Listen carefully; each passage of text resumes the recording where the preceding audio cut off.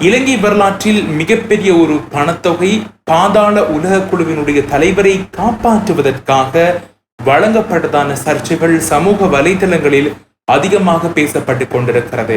பாதாள உலக குழுவினுடைய தலைவராக அறியப்படுகின்ற ஹரக்கட்டா என்பவரை சிறையிலிருந்து விடுவிப்பதற்காக பல கோடி ரூபாய் இலங்கை மதிப்பில் ஒரு தொகை பணம் பரிமாற்றம் செய்யப்பட்டதாகவும் இதில் இலங்கையினுடைய மிகப்பெரிய அரசியல் புள்ளிகள் இருப்பதான தகவல்கள் இப்போது அண்மை காலங்களில் சமூக வலைதளங்களில் அதிகமாக பரவிக்கொண்டிருக்கிறது. முன்னாள் அரசியல் தலைவர்களுடைய மகன்களும் இதில் சம்பந்தப்பட்டிருப்பதாக தகவல்கள் அதிகமாக வெளிவந்த வண்ணம் இருக்கிறது.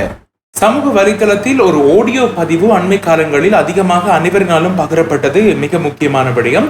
இந்த ஆடியோ பதிவில் ஹரக்கட்டாவை பாதாள உலக குழு நடவடிக்கையிலிருந்து சிறையில் அடைக்கப்பட்டிருக்கின்றவரை காப்பாற்றி அவருக்கான புகலிடத்தை வழங்குமாறும் பாதுகாப்பான முறையில் அவரை வைத்துக் கொள்ளுமாறும் இந்த ஆடியோ பதிவில் குறிப்பிடப்பட்டிருந்தது. இந்த சர்ச்சைக்குரிய ஆடியோ பதிவில் நாமல் ராஜபக்ஷ, ரோஹித ராஜபக்ஷ, சாகல ரத்நாயக்க ஆகிய அரசியல் தலைவர்களுடைய பெயரும் அதிகமாக இடப்பட்டிருக்கிறது. இதில் மூவருக்கும் சம்பந்தம் இருப்பதாகவும் அந்த ஆடியோ பதிவில் குறிப்பிடப்பட்டிருந்தது. ரைட், இந்த விஷயம் அதிகம் பேசப்படுவதற்கு மிகப்பெரிய காரணம் அவருக்காக வழங்கப்பட்ட தொகை, பணத்தொகை மிகப்பெரியது. கிட்டத்தட்ட 200 கோடி ரூபாய் இலங்கை மதிப்பில் 2000 லட்சம் ரூபாயை அவர்கள் அதற்கான சன்மானமாக வழங்கப்பட்டிருப்பதாக தகவல்கள் வெளியாகி இருக்கிறது.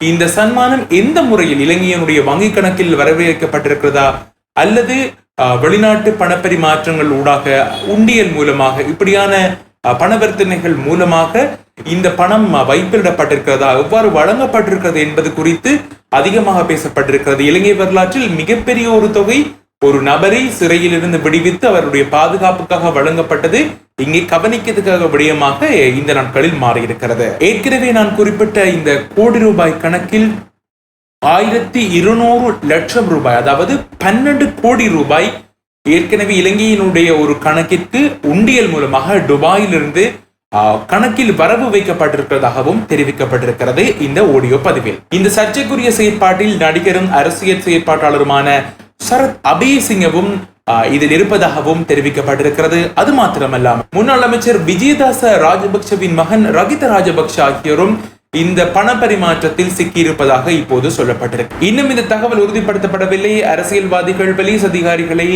இலக்கு வைத்து இந்த ஆடியோ பதிவு இப்போது வெளியிடப்பட்டிருக்கிறதா, சமூக வலைதளங்களில் இது அதற்காகத்தான் பகிரப்பட்டதா என்பது தொடர்பிலும் விசாரணைகள் மேற்கொள்ளப்பட்டு வருகிறது. அது மாத்திரமல்லாமல் உண்மையிலேயே ஹரக்கட்டாவை சிறையிலிருந்து விடுவிப்பதற்கு இவ்வளவு ஒரு பாரிய தொகை இவர்களுக்கு வழங்கப்பட்டதா என்பது குறித்தும் உறுதிப்படுத்தப்பட்ட தகவல்கள் இன்னும் கிடைக்கவில்லை. உறுதிப்படுத்தப்பட்ட தகவல் கிடைத்தவுடன் உங்களுக்கு முந்திக் கொண்டு வருவோம். தொடர்ந்தும் இணைந்திருங்கள்.